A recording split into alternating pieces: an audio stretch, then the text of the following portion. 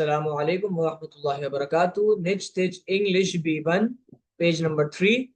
Let's say the sounds. अभी तक पीछे अल्फाबेट की प्रोनाउंसिएशंस पढ़ी थी।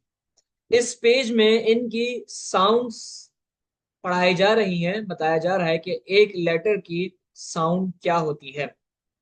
हर लेटर की अपनी अलग अलग साउंड है। इन्हीं साउंड के हिसाब से हम लोग नए नए वर्ड्स और नए नए प्रोनाउंसिएशंस बनाते हैं।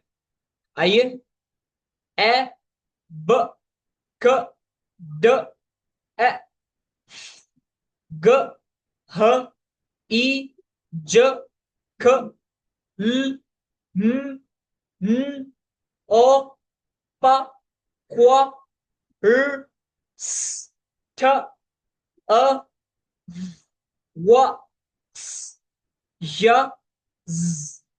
फिर से, ए, ब, क, ड, ए, ग, ह, ई, ज, ख, ल, म, न, ओ, प, क्व, र, स, ठ, अ, व, स, य, ज।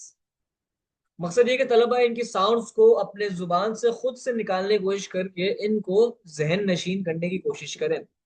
उम्मीद है आप लोगों को ये सब समझ में आ गया होगा।